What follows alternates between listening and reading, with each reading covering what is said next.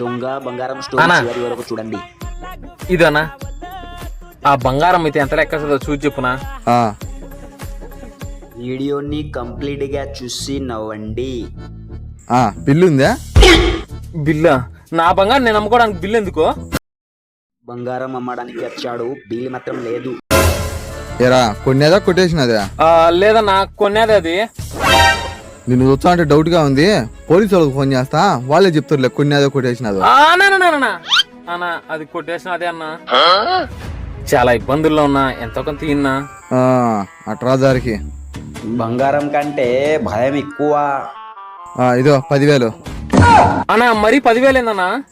కొట్టేసిన దాన్ని కొండమే ఎక్కువ, మళ్ళీ డిమాండ్ చేస్తానవరా? ఓకే అన్నా. దొంగతనం చేసి కూడా డిమాండా? సార్ వెనకే సార్ నేను బంగారం ఇంది. యారా దొంగ బంగారం కొంటావా? పదరా స్టేషన్కి.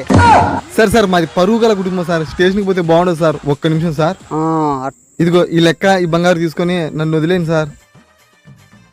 ఈ దఫా దొంగ బంగారం కొన్నట్టు తెలియాలా? ఉంటది నీకు. లేదు సార్. పదరా నువ్వు. ఇదిగోరా మామ, నేను ఇంకో షాప్ లో పోయి మళ్ళీ ఫోన్ చేస్తాను నీకు. ఓకేరా. నువ్వు చాలా కంట్రోల్లో ఉన్నావు బేటా.